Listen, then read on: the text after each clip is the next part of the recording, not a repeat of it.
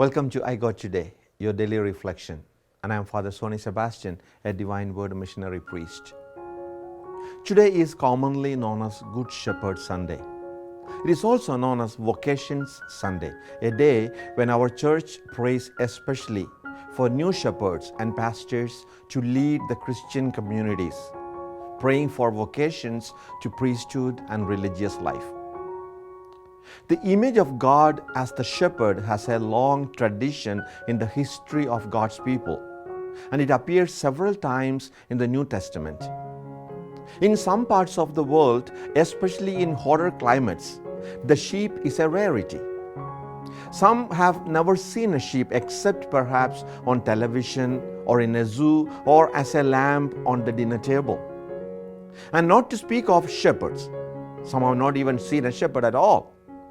And the shepherd of the Middle East is somewhat different from, say, the shepherds in a ranch of the Australian outback with their horses and dogs to keep the pack together. The shepherd of the biblical Middle East had a much more intimate relationship with a much smaller flock. He would bring them out to pasture each day and spent all his time with them.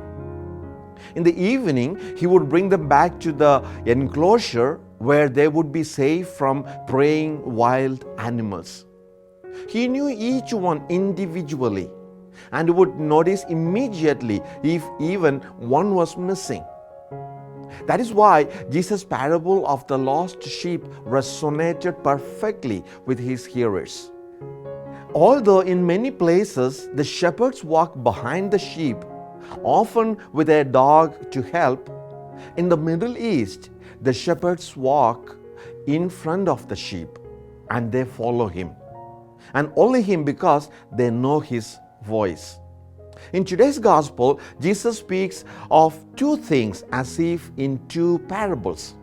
The first is a warning against people who would want to steal the sheep, and the second focuses on the relationship between the sheep and their shepherd. The sheep hear and recognize and follow their shepherd's voice. He calls them out one by one. They, recognizing the voice of their own shepherd, follow him. They will not follow other shepherds even if called by them. When the shepherd has brought out his sheep to pasture, he goes ahead. And they follow because they know his voice. They will not follow a stranger but run away from him because they do not recognize his voice. The passage ends with one of Jesus' most beautiful statements. I have come that they may have life and have it to the full. To follow Jesus is not to live a half life, a life filled with endless warnings of dawn.